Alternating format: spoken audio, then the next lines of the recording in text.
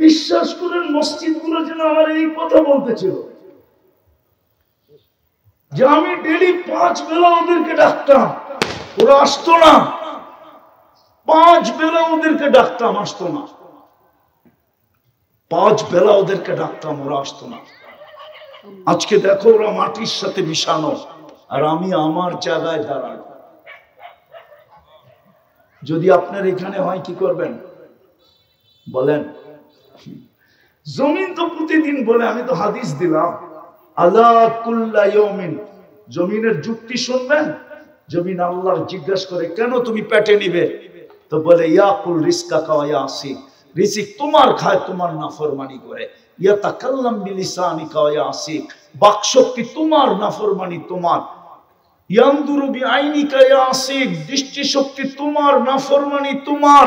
ইয়াসমাউ বিউযুনিকা ওয়া ইয়াসি, শ্রবণ শক্তি তোমার, নাফরমানি তোমার।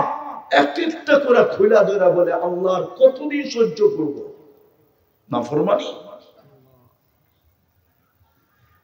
যাক, আমি কথাকে গুছিয়ে নিয়ে আসতেছি। সফলতা তো চাই বটে, দিতে তো চাইলেন বটে, নাইলে মুসলমানের ঘরে জন্ম দিবেন কেন? কিন্তু ইসলামের ছাপ কোথায়? সফলতা তো দিতে চান, নাইলে আপনাকে উম্মতে মুহাম্মদী বানায়া এত বড় কপাল দিবেন কেন?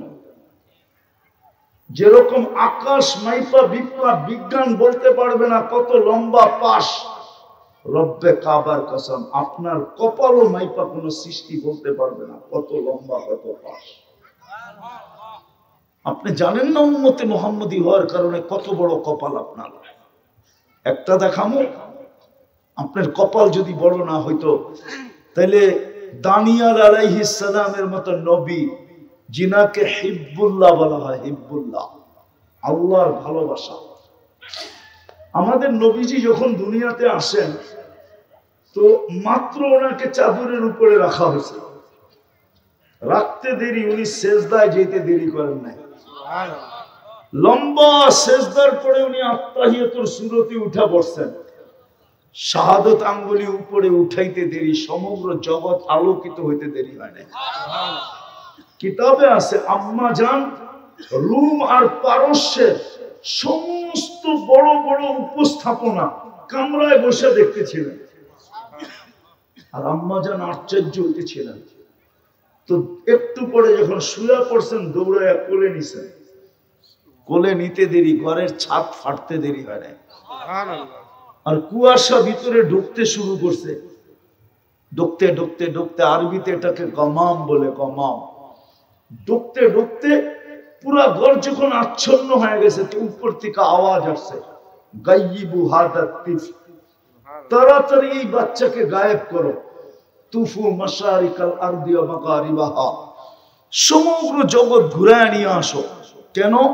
হাত্তা ইয়ালামাল খালকা বিইসমিহি ওয়া নাতিহি ওয়া সূরাতিহি, সমগ্র সৃষ্টি আর জগৎ যেন আমার বন্ধুকে চেহারায় নামে গুণে চিনে। সুবহানাল্লাহ। পর মুহূর্তে যেন কেউ না বলতে পারে যে আমি চিনি না, এই কথা যেন না বলতে পারে যে ভুলে ব্যবহার ভুল হয়ে গেছে। তারপরে আওয়াজ আসছে, আরিদু আলাইহি কুল্লা রুহানি। মাত্র কয়েক মিনিট আগের বাচ্চা বসে রুহানি জগতের সব এই সিনায় ভরো, মিনাল জিন্নি ওয়াল ইনসি ওয়াল মালাইকাতি ওয়াল ওয়াহশি ওয়াত তায়র, জিন, ইনসান, ফেরেশতা, চতুষ্পদ প্রাণী, এমনকি পাখির ভালো গুণটা পর্যন্ত ঢুকাও, যত ভালো গুণ আছে সব ঢুকাও। সুবহানাল্লাহ। তারপরে বলছে 20 নবীর 20টা গুণ দাও। আতুহু খুলুকা আদম, তরজমা করব না কিন্তু, আতুহু খুলুকা আদম, মারিফাতা শীশ, সুজাআতা নূহ, খুল্লাতা ইব্রাহিম, লিসানা ইসমাঈল, রিদা ইসহাক, ফাসাহাতা সালেহ, হিকমাতা লূত, বুশরা ইয়াকুব, জামালা ইউসুফ, সবরা আইয়ুব, তাআতা ইউনুস, জিহাদা ইউসা, সৌতা দাউদ, হুব্বা দানিয়াল, ওকারা ইলিয়াস, জুহুদা ঈসা, কুওয়াতা মূসা, হাইবাতা সুলাইমান ও ইলমাল খিজির। সুবহানাল্লাহ। 20টা গুণ ঢুকাও। তো ফেরেশতারা আওয়াজ দিছে, নবী তো 1.25 লক্ষ, মাত্র তো 20 জনের নাম বললেন। তো উপর থেকে জবাব আসছে, অববিদুহু ফি জামি আখলাকিন নবিয়্যিন, সমস্ত নবীদের আখলাকের ভিতরে এই বাচ্চাকে ডুবায় দাও। তো দানিয়াল আলাইহিস সালামের ভালোবাসা দিছিলেন, ওই আপনার কপাল কত বড় এটা দেখাইতেছিলাম। দানিয়াল আলাইহিস সালাম আল্লাহর কাছে দোয়া করছিলেন, আল্লাহ যা প্রশংসা দেখতেছি উম্মতে মুহাম্মাদির, উম্মত হইতে চাইলে তো হওয়া যাবে না, কেননা ওরা আসবে অনেক পরে, আমি চলে আসছি আগে। তো আমি একটা দোয়া করি আপনার কাছে, সেটা হলো আমার মৃত্যুর পরে যেন আমাকে সুরক্ষিত রাখা হয়। উম্মতে মুহাম্মদী আসার পরে এদের হাতের মাধ্যমে যেন আমাকে কাফন আর দাফন করা হয়। সুবহানাল্লাহ। বলেন, যে নবী আপনার হাতে কাফন দাফন চায়, আপনার ভাগ্যটা কত বড় ভাবেন না, ভাবতেও পারেন না, তুলনাও করতে পারেন না। আপনার কপালটা কত বড়, নবী চাইতেছে নবী। আরেকটা বড় শোনামো, মুসা আলাইহিস সালাম তো ফাতারাত তাওরাত, তাওরাত কিতাবকে সরায়া দিয়া বলছে আল্লাহ উম্মত বানায় দেন। সুবহানাল্লাহ। কেননা কোরআনও বলে মাসালুহুম ফিত তাওরাত, মুসা আলাইহিস সালাম বলতেছে তাওরাত উল্টাইলি খালি উম্মতে মুহাম্মদীর গান, সুবহানাল্লাহ, খালি এদের আলোচনা। আমার নবী হওয়া দরকার নাই, উম্মতি বানায় দেন। আল্লাহ বলে অনেক আগে চলে আসছো, এটা সম্ভব না। আগেরটা শুনাইলাম না, ওলামারা মানবে না। আগেরটা যদি শুনাই তো মানতে চাইব না। এইবার ভাবেন আপনার কপাল কত বড়।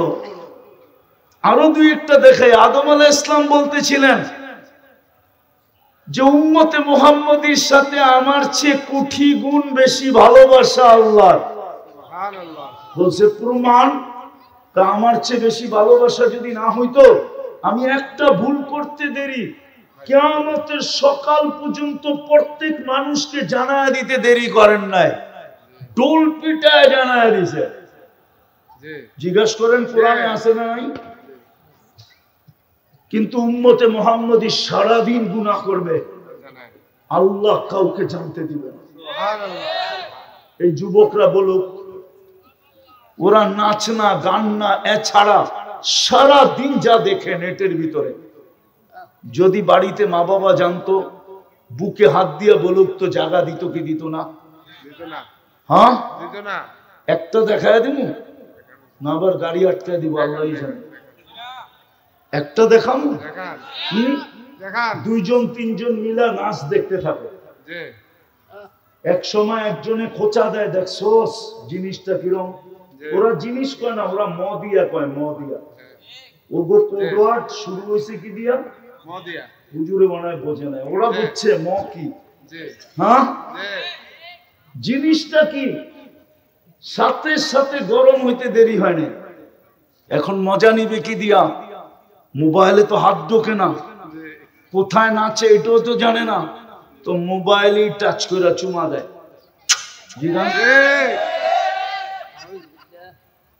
হুজুরে নাউজুবিল্লাহ পড়ে কোন কই যান? সত্য তো?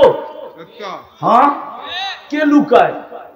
আমি তো একদিনের চুমার কথা বললাম, এরকম তো ডেলি চুমা দেয় 100 বার।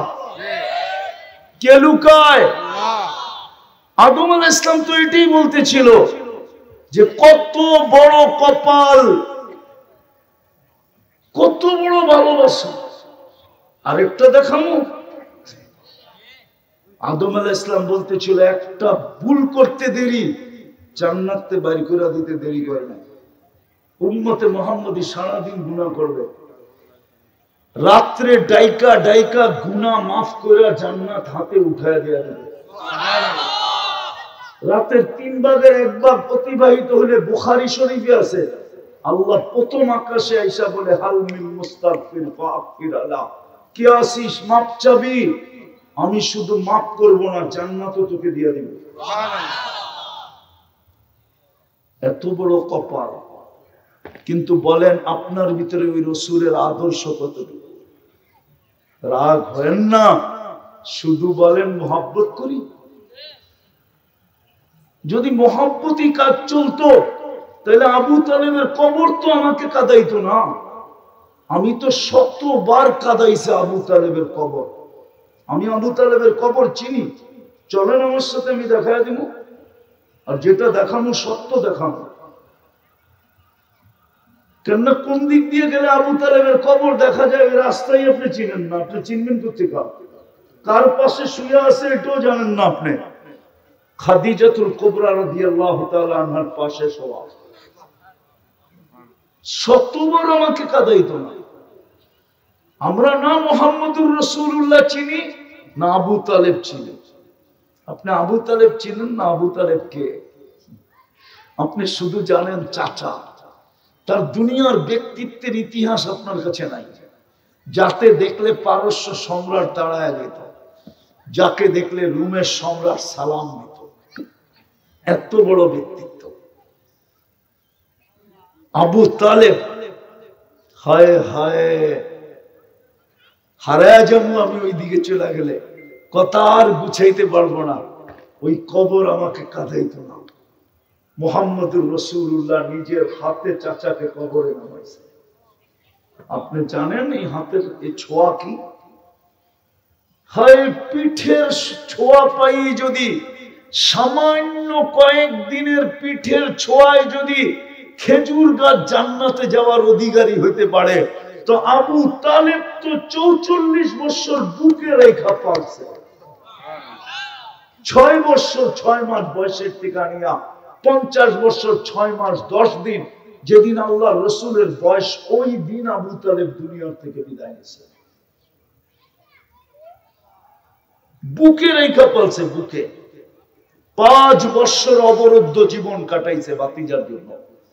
ইতিহাস আমার কথা একমত হবে, মক্কা কেন আরব ভূখণ্ডে কোন সন্তান জন্ম নেয় নাই, কোন সর্দার জন্ম নেয় নাই আবু তালেবকে ১ মিনিটের জন্য অবরুদ্ধ করবে। যদি করতে পারত তাহলে আব্দুল মুত্তালিবকেই আব্রাহা বাদশাহ অবরুদ্ধ করত। ও পারে না, ১ মিনিটের জন্য অবরুদ্ধ করতে পারে না। বলছে আমার উট আমাকে ফেরত দে। বলছে ঘর ভাঙতে আসছি, বলে ওটা ঘরের মালিক বুঝবে, আমার উট আমাকে ফেরত দে। আব্রাহা ১০০ উট ফেরত দিতে বাধ্য হয়েছে। কেন? আব্রাহা জানতো যে আমি কার লোকে পাঙ্গা নিতে চলছি, ঘরের লোকে পাঙ্গা নিতে পারবো, এটা ভাইবা ও আসছিল। কিন্তু আবু তালেব, আব্দুল মুত্তালিবের লোকে পাঙ্গা নেওয়ার ক্ষমতা ওর ছিল না। পাঙ্গা বোঝেন? ডাকায়া শব্দ। কিন্তু ও জানতো আবু তালেবের সাথে পারবো না।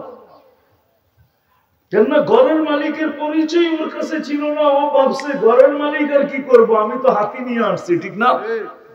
পরিচয় ছিল না। আব্দুল মুত্তালিবের পরিচয় ওর কাছে ছিল। উট ফেরত দিছে সাথে সাথে। আয়েশা পুরা জাতিকে নিয়ে পাহাড়ের দিকে যেতে যেতে ঘরের দরজায় খালি হাত রেখা বইলা গেছে। দরজায় হাত রেখা কি বইলা গেছে, বইলা গেছে।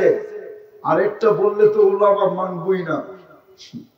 আল্লাহর রাসূল জন্ম নিছে কোন মাসে, কোন বছর?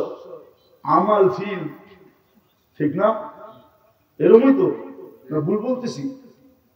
আমাল ফিল ওই বছরে তো জন্ম নিছে, ঠিক না? হ্যাঁ হ্যাঁ, ওলামা তো মানবে না।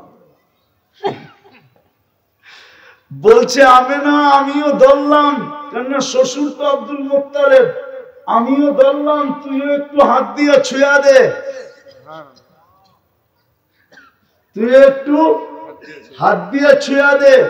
বলছে আপনার ঘর আপনার কাছে রেখা গেলাম। মুআররিখিন লেখছে, নাইলে আমি বলতাম না। আমেনারে বলছে তুই একটু হাত দিয়ে ছুঁয়া দে। আগেরটা বললে আর কেউ মানবে না, এই জন্য বলতেছি না। কেননা মুহাম্মদুর রাসূলুল্লাহ সাল্লাল্লাহু আলাইহি ওয়াসাল্লাম যে আমেনার পেটে আসছে, এখন তো ডাক্তারি পরীক্ষায় জানা যায় প্রেগনেন্ট হয়েছে।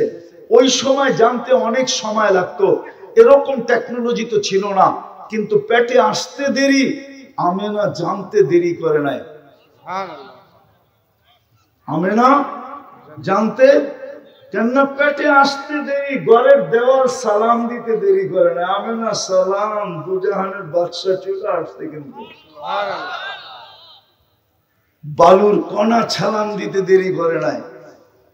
বাহিরে যাওয়ার পরে মেঘ ছুটা এসে সালাম দিতে দেরি করে নাই। আবু জাহানের বাদশা চলে আসছে। আমেনা তো যেটা বুঝাইতেছিলাম, ওই নবীর উম্মত আপনি, কপাল আপনার কত বড়। আমি বুঝাইতে গেলে আমাদের সমাজ আসলে সত্য, এটা আমরা এগুলো নিয়ে চর্চা করি না, তো এই জন্য আমি বুঝাইতে গেলে আপনাদের বুঝে আসবে না যে আপনি কত বড় কপাল। কিন্তু আফসোস, সুখিত হইতে চাই, নবীর আদর্শে তো আদর্শবান হইতে চাই না। বলি মোহাব্বত করি, দেখাইতেছিলাম আবু তালেবের চেয়ে বেশি, আবু তালেবের চেয়ে বেশি।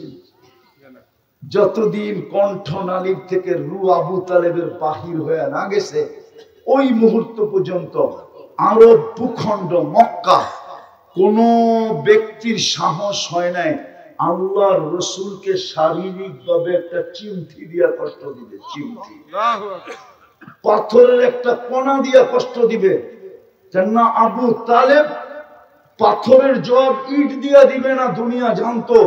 আবু তালেব বলতো, তালাশ কর এটা কোন পাহাড়ের থেকে পাথর আসছে, ওই পাহাড় উঠা, তারপরে মার ওর মাথায় আমার ভাতিজাকে কষ্ট। আপনি জানেন না কতটুকু ভালোবাসতেন।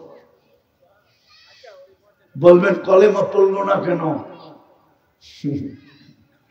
হেদায়েত তো আল্লাহর হাতে। এই জন্যই তো বেলাল বলছিল, ইয়া রাসূলুল্লাহ,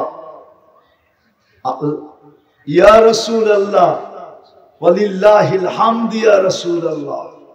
তো বলতেছে, বেলাল এই কথা কেন বললা? ইয়া রাসূলুল্লাহ, আল্লাহর প্রশংসা আদায় করতেছি। হেদায়েত যদি আপনার হাতে থাকতো তাহলে আমি বেলালের সিরিয়াল মনে হয় জীবনও আসতো না।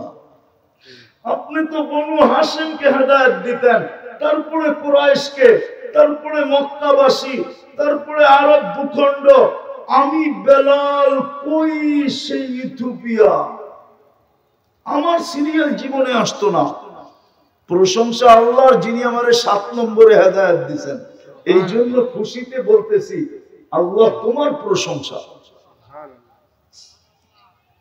আল্লাহর বুঝানো ছিল যে শুধু ভালোবাসা কাজে আসবে না। রাগ হয়েন না, পায়ে হাত রাখেন। আমি এটাই বুঝাইতে চাইতেছি, এত বড় কপালের অধিকারী করতে চাইল আপনি নবীর আদর্শ কতটুকু মানেন, কতটুকু নবীর আদর্শ মানেন।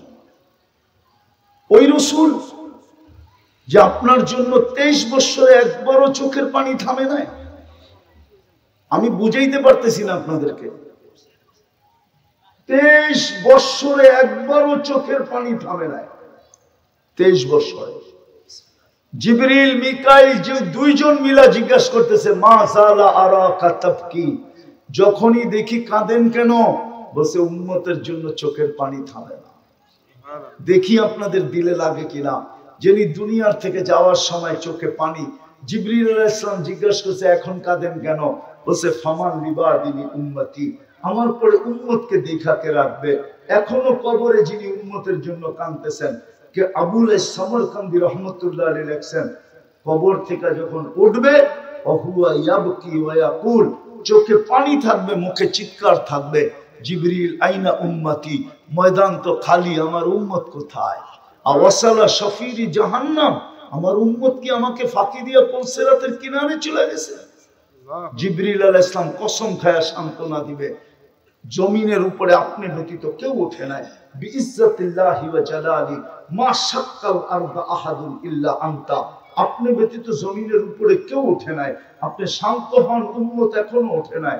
যে রসুল আপনার জন্য কবরের থেকে কাঁদতে কাঁদতে উঠবে, সামান্য একটা এলাকায় পথ পাওয়ার জন্য, বলেন আমাকে যুক্তি দিয়া, ইউনিয়ন পরিষদের চেয়ার পাওয়ার জন্য এই বাংলার জমিনে কত বাচ্চা এতিম হয়েছে আজ পর্যন্ত?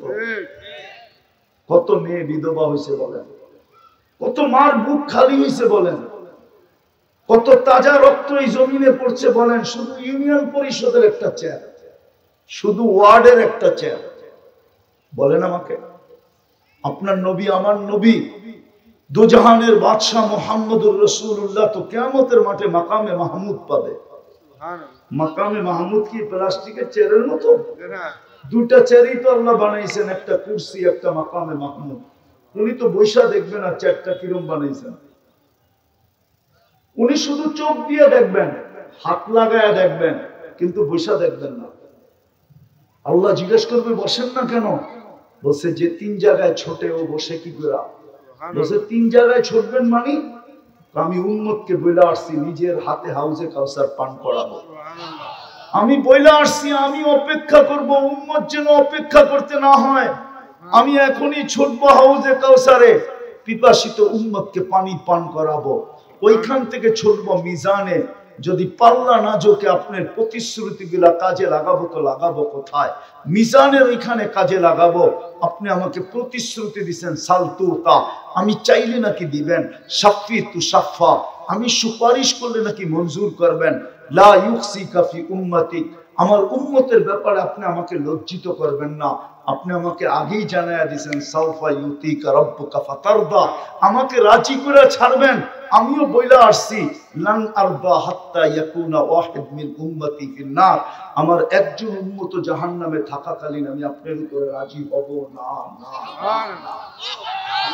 আমি তো মিজানে দৌড়াবো, তারপর আমি পৌঁছে রাতে দৌড়াবো। কিন্তু আফসোস তো ওইখানেই। রাগ হয়ে যাবেন? হ্যাঁ, আরে রাগ হবেন? বলবো হ্যাঁ, শুধু মোহাব্বত মোহাব্বত করেন।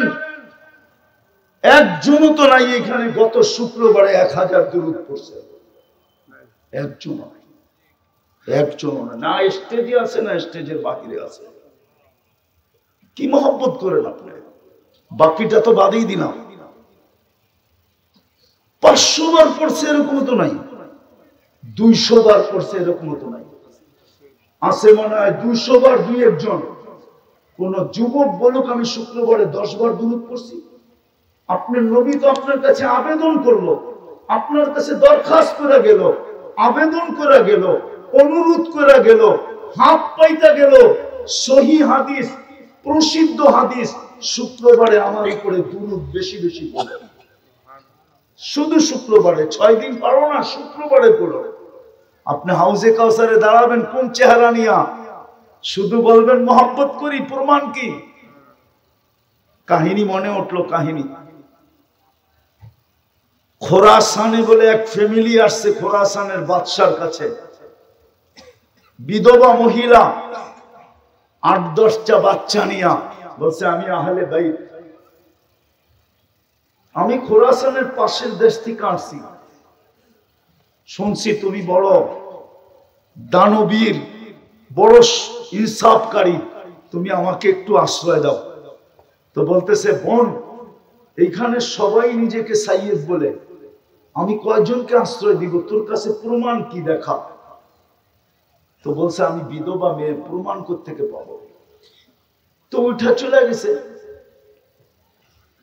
তো আরেকজনে বলছে এখানে একজন অগ্নি পূজক আছে, ও বড় সদয়বান, বড় দানশীল, তুমি ওর কাছে যায় দেখতে পারো যে তোমাকে জায়গা দেয় কিনা। তো যায় অগ্নি পূজকের কাছে যখন বলছে, সে বলছে থাকো আমার এখানে, সব ব্যবস্থা করে দিতেছি। তো খোরাসানের বাতরা রাত্রে স্বপ্নে দেখছে একটা আল্লাহর রসুলকে। আল্লাহর রসুল জান্নাতে এক বিশাল মহলের সামনে দাঁড়ায় আছে, রাজমহলের সামনে। তো জিজ্ঞাসা করছে ইয়া রাসূলুল্লাহ, এই রাজমহল কার? বলছে একজন মুসলমানের। তো খোরাসানের বাদশা বলতেছে আমিও তো মুসলমান। তুই যে মুসলমান, প্রমাণ দে। তো বলছে ইয়া রাসূলুল্লাহ আমি মুসলমান। বলছে তুই তো দিনের বেলা আমার মেয়ের কাছে প্রমাণ চাইলি, এখন তুইও আমারে প্রমাণ দে, তুই মুসলমান কেমনে? তো আমরা যে ভালোবাসি, প্রমাণ কি? রাগ হয় না, রাগ হয়ে যাবে। হ্যাঁ, আমি দুনিয়া ঘুরে বলতেছি, রাগ হয়ে যাবেন? হ্যাঁ, আমি এই জন্য বলি, যদি পারতাম বক্সের ভিতরে বইরা একটা নিয়ে আইতে আর চুপে চাপে বাংলাদেশের কোনখানে বয়া দিতে, তাহলে আমার বিশ্বাস আমার ব্যবসা এমন জমা জমতো। আর এক ব্যবসায় এমন 10 নামতো, বাংলাদেশের মানুষ খালি দেখতে থাকতো। যদি পারতাম একটা বক্সে বইয়া আনতে। কেন আমি গিরিশ গেছি, গিরিশের পাদ্রীরা এত বড় দাড়ি, এত বড় বাবরি। গিরিশরা অনেক লম্বা হয়। লোকমান আলাইহিস ইসলামের এলাকা তো গিরিশ, লোকমান আলাইহিস ইসলামের এলাকা কিন্তু গিরিশ। আমি যা বলতেছি না, সক্রেটিসের বাড়িও গিরিশ। আমি দেখে আসছি আর বাড়ি। এ মুসলমান ছিল, 2টা মসজিদ আছে, একটা তালা দেওয়া, একটা গির্জা, একটা জাদুঘর বানানো। যদিও বলে সক্রেটিস মুসলমান না, মুসলমান সে। তো যেমন লম্বা তেমন লম্বা দাড়ি, বাবরি, কালো জুব্বা পরে, কালো পাগড়ি পরে, টকটকে সুন্দর। আপনাদেরকে আমি ছবি দেখাইতে পারি, আপনার মন কইরা যাবে, আপনি বলবেন নূর আর নূর। কিন্তু খ্রিস্টান পাদ্রী। আমি প্রথম গেছি 2008-এ, আর প্রথম ইজতেমা হইতেছিল এখানে। অলিম্পিক শুরু হয়েছে 2004-এ, আর প্রথম অলিম্পিক হয়েছে গ্রিসে। ওই স্টেডিয়ামে আমাদের ইজতেমা ছিল, স্টেডিয়াম ভাড়া করা। আমি বড় কাছের থেকে ওদেরকে দেখছি। এই জন্য পোপ সারা দুনিয়ায় যেতে পারে, গ্রিসে যেতে পারে না। কেননা আরবিতে গ্রিসকে বলে ইউনান। ইউনান সভ্যতা এখনো আছে। আর গ্রিসের পাদ্রীরা বলে যে দুনিয়ার অরাজকতার মূল হইল পোপ। এই জন্য পোপ গ্রিসে নিষিদ্ধ। আজ পর্যন্ত কেউ দেখাইতে পারবে না যে পোপ গ্রিসে গেছে, তার গ্রিসে ঢুকা নিষিদ্ধ। তো বলতেছিলাম মেরে দোস্ত, শুধু ভালোবাসা, শুধু ভালোবাসা। আপনি প্রমাণ দিবেন কি দিয়া? আদর্শ ছাড়া।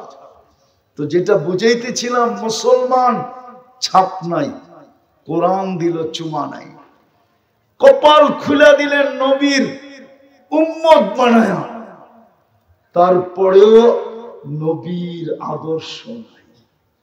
তা আপনি সুখে থাকেন কি করে? আপনি মাথায় পিস্তল নিয়ে গুলি করবেন না তো কে করবে? আপনি রশি দিয়া ঘরে ঝুলবেন না তো কে ঝুলবে? আপনার দেশে হিরোইন বিক্রি হবে না তো কোন দেশে বিক্রি হবে? আপনার দেশের যুবকরা বাবা খাবে না তো কোন দেশের যুবকরা বাবা খাবে? আপনার দেশে ডাল খাবে না তো খাবে কি? আপনি আমাকে বুঝান। পেরেশান দেখি তো আত্মহত্যা করে, ঠিক না? পেরেশান দেখি তো বাবার মুরিদ হয়, ঠিক না? বাবার মুরিদ বুঝেন? ইয়া বাহা ইয়া বাহা। নাইলে আপনার সমাজের যুবকরা ডাল খাবে কেন? নবীর আদর্শ থাকলে তো ডাইলের দরকার হয় না। নবীর আদর্শ থাকলে তো ইয়া বাহার দরকার হয় না। নবীর আদর্শ থাকলে তো কিছুরই দরকার হয় না। নবীর আদর্শ থাকলে ঘরে আসবাবেরও দরকার হয় না। আপনি একটা দেখান, আজ পর্যন্ত কোন রাইটিং, কোন রাইটারের একটা লেখা আপনি আমাকে দেখান দুনিয়ার কোন ভাষায় যে কোন কলম লিখতে পারছে সাহাবা সুখী ছিল না। কোন রাইটারের কলম থেকে বেরিয়েছে কিনা?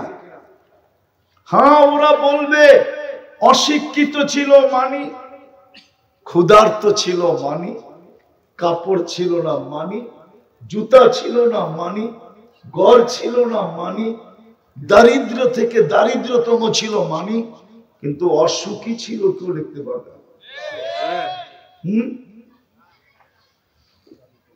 অশিক্ষিত, হ্যাঁ, এই ধারণায় যে আমাদের জেনারেল শিক্ষায় ওনারা কি ছিল না? শিক্ষিত। জেনারেলের অর্থ কি?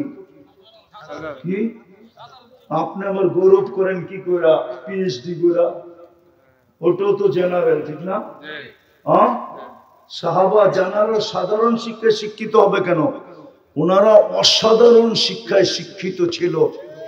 বিদায় অগ্নিগিরিকে ইশারায় আবদ্ধ করতে পারত, টোকা দিয়ে ভূমিকম্প দূরীভূত করতে পারত, ডাইকা ম্যাগের থেকে বৃষ্টি নামাইতে পারত, পুরান চাকরিকে ঘুরায়া আটা বাহির করতে পারত, যেখানে পানি উঠান না ওইখান থেকে পানি উঠাইতে পারত, ইশারা দিয়া মেঘ সূর্যকে থামাইতে পারত, সমুদ্রের উপরে ঘোড়া চালাইতে পারত, সিংহকে ডাইকা কানে ধরে থাপ্পড় মারতে পারত, সিংহকে ডাইকা উম্মে হারাম বলতো, আমাকে লোকালয়ে পৌঁছায় দেয়, কয় পিঠে ওঠেন, তো উম্মে আমি চোখে দেখে আসছি, এগুলা যেটা বলছি এগুলো সব আমার চোখে দেখা, ওই জায়গা আমি দেখে আসছি, না দেখলে এতটুকু আমার ভিতরে আঘাত করতো না।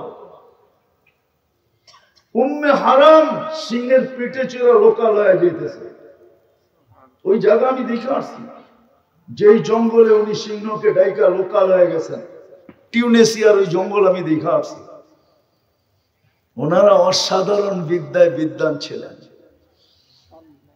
আপনি বলবেন তাইলে দুনিয়াটাকে উন্নত করে দিয়া গেল না কেন? ওনারা জানতেন 3 দিনের জীবন, এটাকে সাজাইলি কি লাভ।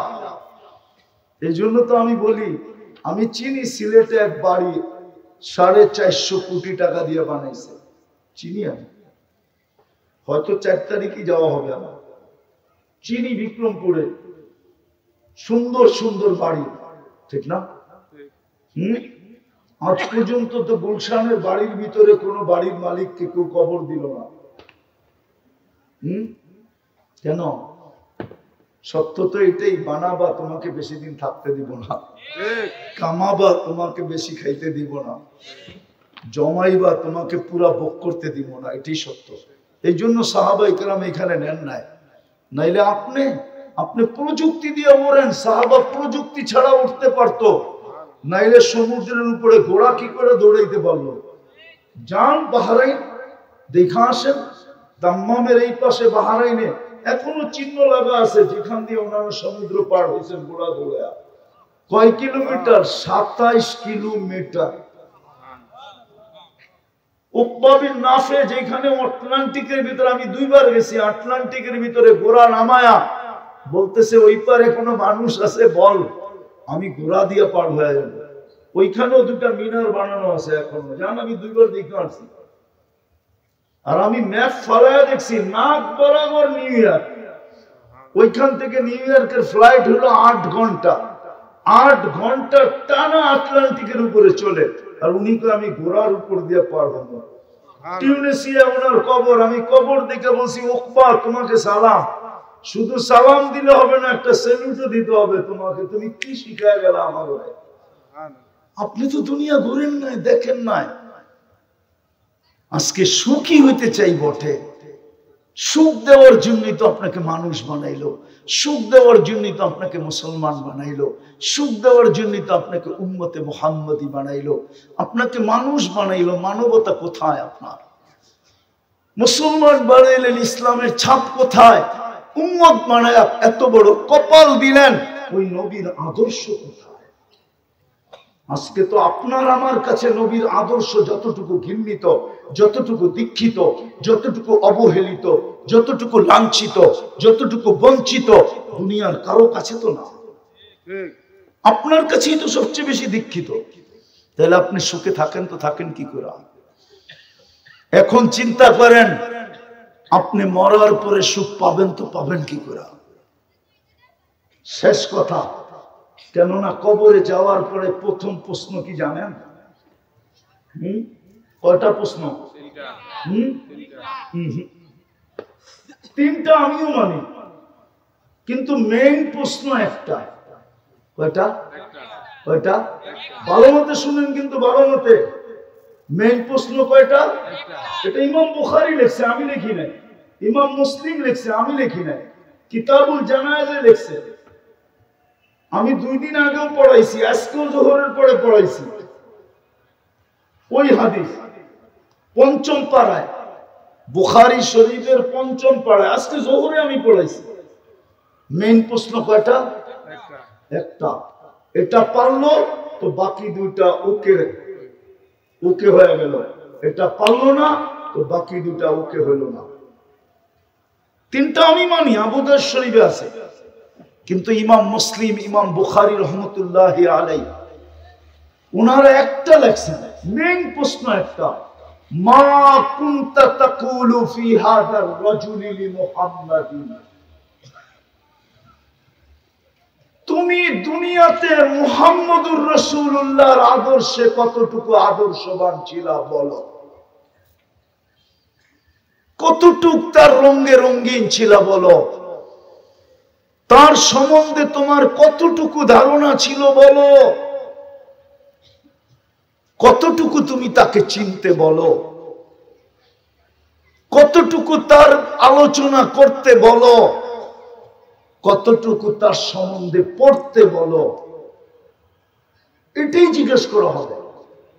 আমি তো শুধু কাঁদতেছি না যে শুক্রবারে দুরূদ পড়ে না, ডেলি পড়ে না, ডেলি আল্লাহ বলে না 10 বার, এখানে নাই কেউ ডেলি 200 বার আল্লাহ বলে, হলো 1-8 জন হইতে পারে, এক যুবক নাই ডেলি 10 বার আল্লাহ বলে।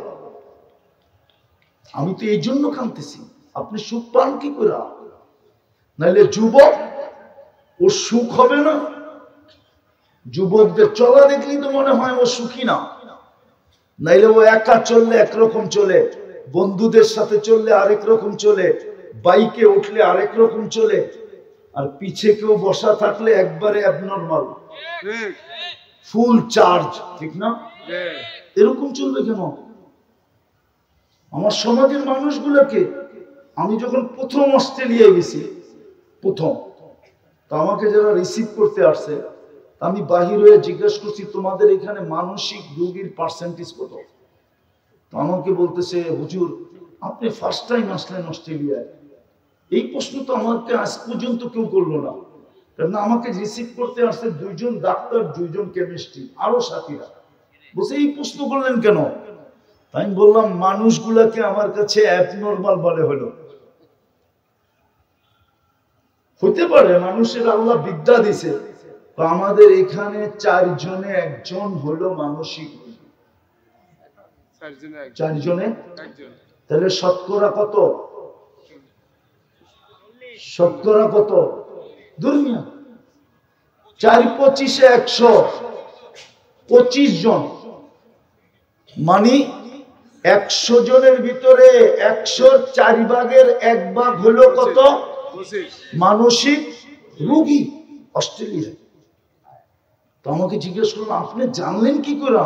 আমি কি, ওদের ব্যবহার আমার কাছে অ্যাবনর্মাল মনে হলো, কেননা আমি 3টা এয়ারপোর্ট ক্রস করে আসছি, আর 3টা হলো দুনিয়ার ফার্স্ট এয়ারপোর্ট, তারপরে ওরা যে ব্যবহার করছে, এই ব্যবহার অ্যাবনর্মাল না হলে করতে পারে না, কেননা সব জায়গায় তো একই প্রযুক্তি, ঠিক না? 3টা এক ক্যাটাগরির দেশ, ঠিক না? তো ওদের প্রযুক্তিও তো এক, ঠিক না? ওর তো বাবা ছিল, 3টা যখন ক্রস করে আসছে, তাহলে আমি ওকে সেলুট দিয়ে ছেড়ে দিই, ঠিক না? হ্যাঁ, মাথা যদি ঠিক থাকতো, ঠিক না? আমি বললাম এটা আমাকে ভাবাইছে যে অ্যাবনর্মাল হবে, আমাকে বলতে আছে হুজুর আপনাকে সেলুট,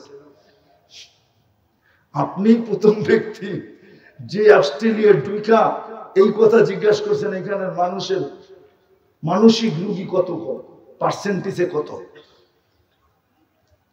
তো যেটা বুঝাইতেছিলাম মেরে দোস্ত, আসেন এইখানে যখন আপনি সুখী না, তো এইখানে সুখী হবেন কি করে? কালকে এই চেহারাটা আল্লাহকে দেখাবেন কি করে? মুহাম্মদুর রাসূলুল্লাহর সামনে দাঁড়াবেন কি করে? আপনি বলবেন ভালোবাসি, আরে আপনি তো গাদার সমান বাসেন না, গাদার সমান, রাগ হয়ে যাবেন। আল্লাহর রাসূলের গাদা ছিল ইয়া আফু, খায়বরের যুদ্ধে পাইছিলেন, পান নাই? খায়বরের যুদ্ধের মাল যখন জমা হয়েছে, তো গাদা আল্লাহর রাসূলের সাথে আরবি ভাষায় কথা বলছে।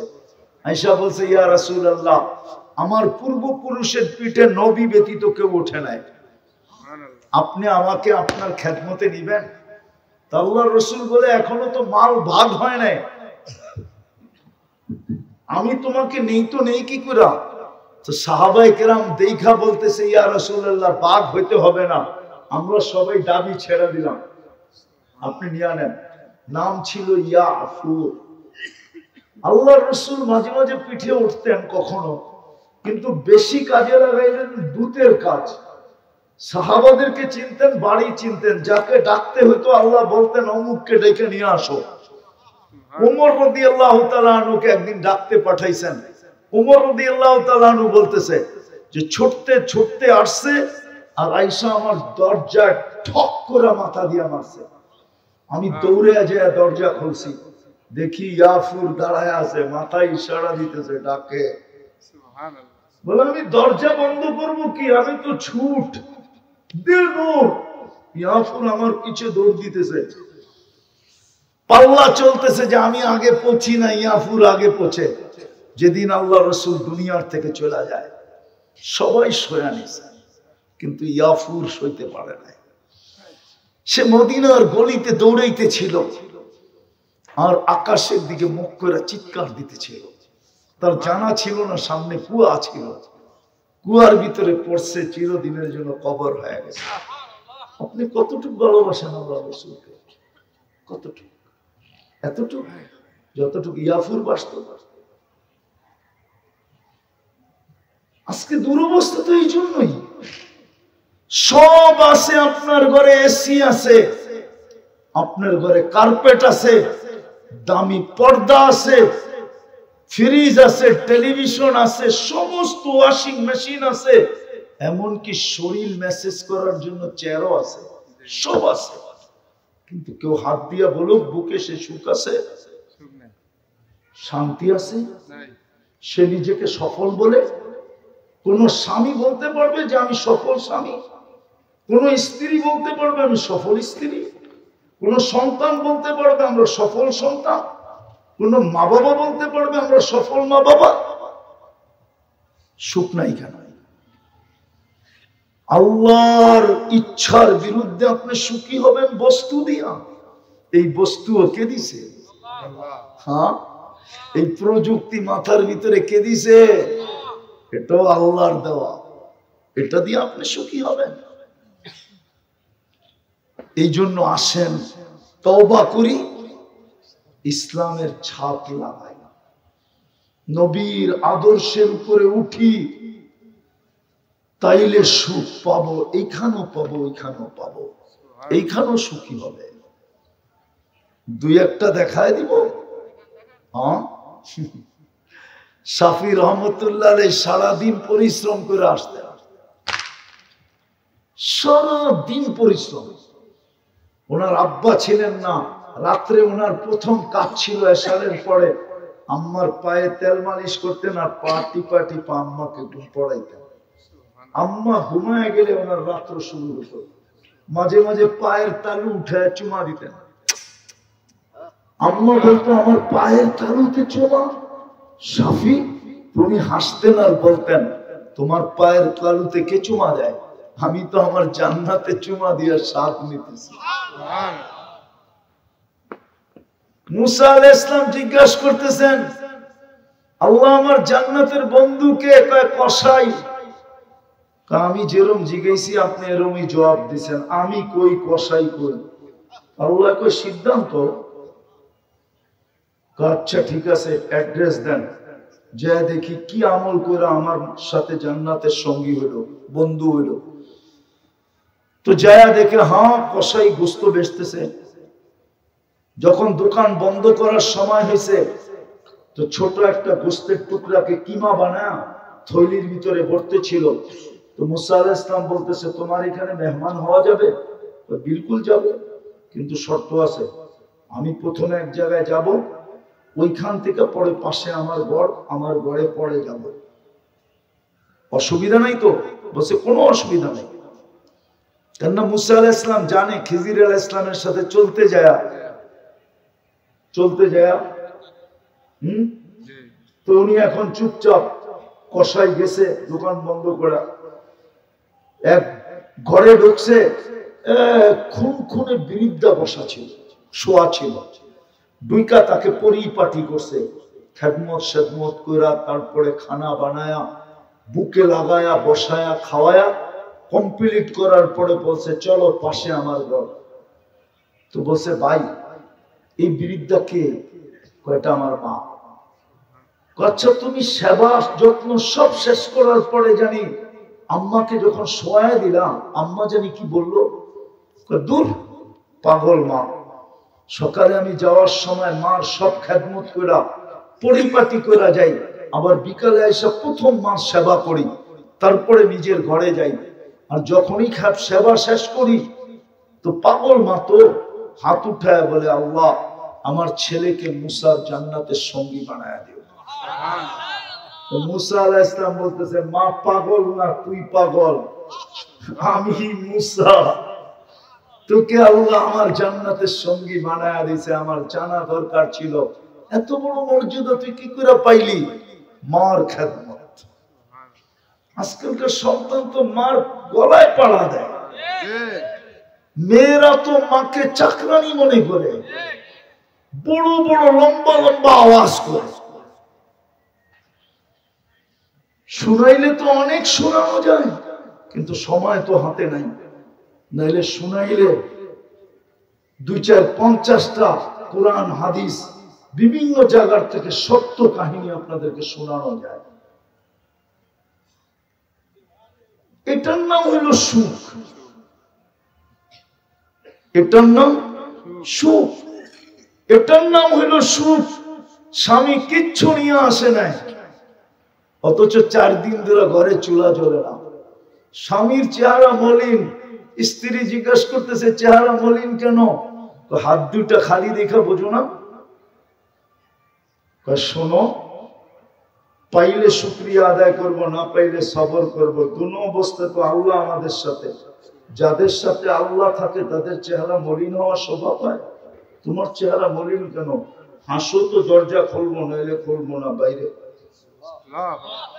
এখন স্বামী হাসতেছে, স্ত্রী দরজা খুলতেছে, স্বামী ঘরে ঢুকতেছে, দেখতেছে স্ত্রী মুস্কি সাররাত ওয়া তাবাসসামাত, মুস্কি মুস্কি হাসতেছে আর খুশিতে আত্মহারা। আর স্বামী নিজেকে ধরে রাখতে পারে না, কাদের ভিতরে হাত দিয়া বলতেছে রাহিমাল্লাহু ইমরাআতান, তোর মতো মেয়েকে আল্লাহ কিয়ামত পর্যন্ত, তোর মতো মেয়েদেরকে আল্লাহ রহমতের বৃষ্টির ভিতরে ডুবায় রাখো। এই অবস্থায় তুই হাসতে পারিস। দাখালা যাওজুহা বাইতাহা সাররাত ওয়া তাবাসসামাত। ওই মেয়েকে জানেন? ওই মেয়ের নাম ফাতেমা, ওই স্বামীর নাম আলীর মুর্তাবা। এটার নাম সুখ। সুখ তালাশ করেন, সুখ। চলেন আমি সুখ দেখা দিব। সারাদিন স্বামী কাজ করে ফিরবে, রাত্রে বউ পাও টিপা টিপা ঘুম পাড়াবে আর বলবে তুমি সারাদিন পরিশ্রম করো, আমি তো ঘরে থাকি, দিনে ঘুম পুরা করতে পারবো, তুমি তো দিনে পিঠ লাগাইতে পারো না, তুমি একটু আরামে ঘুমাও, আমি তোমাকে সেবা করি। চলেন ওই ঘর দেখায় দিব। আবার সকালে পাও টিপা উঠে যাবেন, চলেন ফ্যামিলি নিয়ে দেখায় দিব ওই ঘর। এর নাম সুখ। বানাইলেন তো অট্টালিকা। স্ত্রী তো স্বামীকে মনে করে হাজবেন্ড না সার্ভেন্ট, স্বামী তো স্ত্রীকে স্ত্রী মনে করে না চাকরানি মনে করে। সন্তান তো মা বাবাকে সন্তান মনে করে না, কেয়ারটেকার মনে করে। রাগ হয়ে গেল? হবে না কেন? এই জন্য আসেন তওবা করি। পারবেন তওবা করতে? এই কোরআনী মাহফিল থেকে কে কে তওবা করবেন দেখি? পাক্কা? হ্যাঁ, তাহলে ওইলা দেন 2 হাত উঠে আল্লাহকে, আল্লাহ অতীত থেকে তওবা করলাম। আল্লাহ কিন্তু এখন প্রথম আকাশে, আমাদের গুনাহ মাফ করে দেন। নামান আজকের থেকে কমসে কম আমি পুরো আদর্শে আদর্শবান হতে বলবো না। সম্ভব হইল, সম্ভব না, একটা শুধু বলবো, সবচেয়ে বড় আদর্শ আল্লাহ রাসূলের যেটা ছিল। 1-2টা বলবো, আজকের থেকে মসজিদ ভরা দেন। পারবেন? হ্যাঁ পারবেন? কে কে মসজিদ গড়বেন আজকের থেকে? পাক্কা কিন্তু, আর নামাজ ছাড়বো না।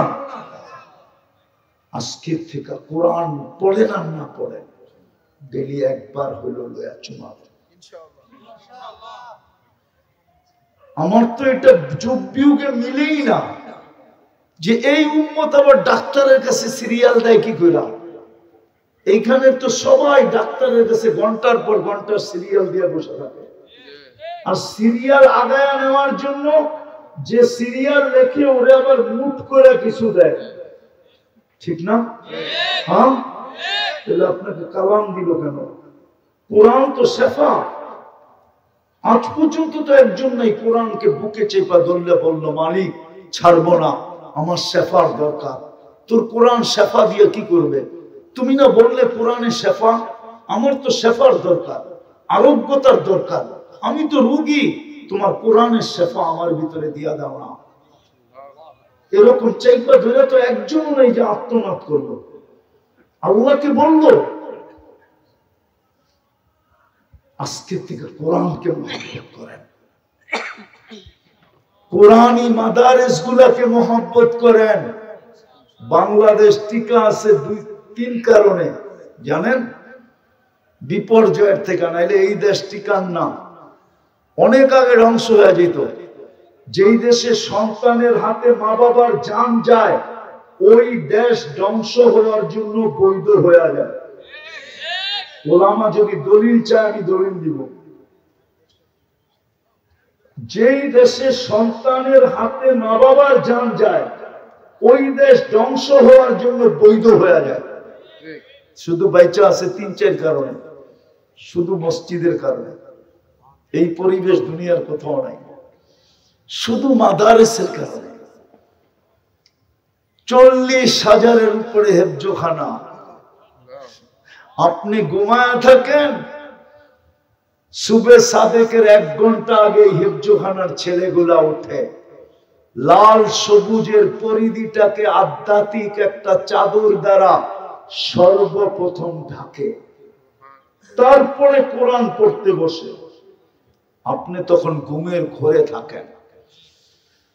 ডেলি রাত্রে 1 ঘন্টা আগে উঠে সুবে সাদেকের এই 40,000 হেফজখানার ছেলেরা, ওরা উঠাই এই লাল সবুজের পরিধিটাকে একটা আধ্যাত্মিক সুরক্ষার চাদর দিয়া ঢাকা দেয়। নাইলে করুণায় আপনার এখানে বিপর্যয় হইল না কেন? 7.8 ভূমিকম্প আসলো, বিপর্যয় হলো না কেন? শতবার নড়লো চললো, একবারও পড়লো না কেন? শতবার 10 নম্বরের ফ্ল্যাগ উড়লো। আবহাওয়াবিদদের কাছে 10-এর উপরে কোনো সংখ্যা নাই। 10 নম্বর মহাবিপদ সংকেতের পতাকা কয়েকবার উড়লো, কোন বিপর্যয় হইল না কেন? আপনি আমাকে প্রমাণ দেন। ও আপনাকে চেহারা দেখা, আপনাদের নেতৃত্ব দেখা, আপনাদের রাজত্ব দেখা, আপনাদের তাহাজ্জুদ দেখা, কি দেখা? খোদার কসম মসজিদ দেখা, এই মাদ্রাসাগুলা দেখা। বাংলাদেশের মতো হক্কানি আলেম ওলামা দুনিয়ার কোথাও নাই। এই আলেমদের চেহারা দেখা, আপনি তো সারাদিন আলেমদের দেখেন, রাত্রে তো সিসি ক্যামেরা দিয়ে দেখেন না, ওরা করে কি করে? হক্কানি আলেম ওলামা আল্লাহ ওয়ালাদের কারণে এই জমিনটা বিপর্যয়ের থেকে বেঁচে আছে। আরেকটা গোপন কথা বলা যায়, এই জমিনের আধ্যাত্মিক একটা শক্তি আছে, আধ্যাত্মিক একটা ইতিহাস আছে। ইতিহাস এই জমিন নিয়ে যে বেশি খেলবে, ওকে এই জমিন কিক দিবেই দিবে, দিবেই দিবে, দিবেই দিবে, দিবেই দিবে। এটা আজকের থেকে না, 1400 বছর থেকে এই জমিনের একটা আধ্যাত্মিক ইতিহাস আছে, ওটা আপনারা জানেন না, আর ওটা বলার সময় আমার কাছে নাই। শুধু এতটুক বলে দিতেছি, ইসলামের প্রথম যুগের কোরবানি এত দূরের, এত লম্বা কোরবানি দুনিয়ার কোন মাটির নিচে নাই, যেটা এই মাটির নিচে আছে। দুই সাহাবীর কবর আছে, যখন আল্লাহ রাসূল হিজরত করে নেয় তখন চলে আসে। চার সাহাবী আসছে, দুইজন চিনে গেছে, একজনের নাম আবু ওয়াক্কাস, একজনের নাম ওহাব ইবনে মালিক, একজনের নাম কাসিম ইবনে হুযায়ফা, একজনের নাম উরওয়া ইবনে সাসা। আবু ওয়াক্কাস চিনে, কাসিম ইবনে হুযায়ফা, ওহাব ইবনে মালিক উনি মঙ্গোলিয়ায়, কাসিম ইবনে হুযায়ফা, উরওয়া ইবনে সাসা দুইজন এই মাটির নিচে শুয়ে আছে। বিদায় মাটির একটা আধ্যাত্মিক অভ্যাস, আপনি বেশি খেলবেন আপনাকে লয়া কিক মারবে, হয়তো চৌকা নাইলে ছক্কা, হইতে পারে আপনাকে দুনিয়ার থেকে আউট করে দিতে পারে। এই মাটি নিয়ে যদি আপনি বেশি খেলেন, এটা হলো এই মাটির আধ্যাত্মিক। এই জন্য আমি বিশ্বাস রাখি শুধু এই তিন কারণে এই জমিন বেঁচে আছে বিপর্যয়ের থেকে। চতুর্থ, আমি বিশ্বাস করি এই মাটি নিয়ে যদি কোনো পরাশ মহাশক্তিও খেলতে আসে, তাহলে টুডে টুমরো ও আউট হবে, এতে কোনো সন্দেহ নাই। আমার নাই, আপনাদের থাকলে থাকতে পারে, কারণ আমার কাছে ইতিহাস আছে, আমি ইতিহাসের আলোকে দেখতেছি। আমার বিশ্বাস এলা কম সময় হোক বেশি সময় হোক, একদিন না একদিন জমিন ওকে কিক দিবেই দিবে, লাথি মারবেই মারবে, ওকে আউট করবেই করবে। এটা হলো এই জমিনের আধ্যাত্মিক কি ইতিহাস। এই জন্য মাদ্রাসা মসজিদ এগুলার সাথে সম্পর্ক রাখি। এহসান মনে করি, এহসান যে আপনার এলাকায় একটা হেফজোখানা আছে, এটা হেফজোখানা না, আপনার এলাকাকে সুরক্ষা দিতেছে। এই যে আব্দুল মতিন বুইয়া দারুস সুন্নাহ হুফাজুল কোরআন মাদ্রাসা, এই মাদ্রাসা আপনাকে সুরক্ষা দিতেছে। আপনি ভাবতেছেন আমি খরচ করব, আপনাকে সুরক্ষা দিলে আপনি করবেন না কেন? বলেন করবেন না কেন? আপনাকে তো এই মাদ্রাসা সুরক্ষা দিতেছে। রাত্র ৩টার সময় উঠা ছেলেরা কোরআন পড়তেছে, আপনি জানেন না উপর থেকে আপনার এলাকায় কি নাজিল হইতেছে, আধ্যাত্মিক কোন জিনিস আসতেছে। ইনশাআল্লাহ এগুলোর খেয়াল রাখবো তো পাক্কা। আল্লাহ আমাদেরকে আমল করার তৌফিক দান করেন। ওমা আলাইনা ইল্লাল বালাগ। কি দোয়া, আর কেউ আছে?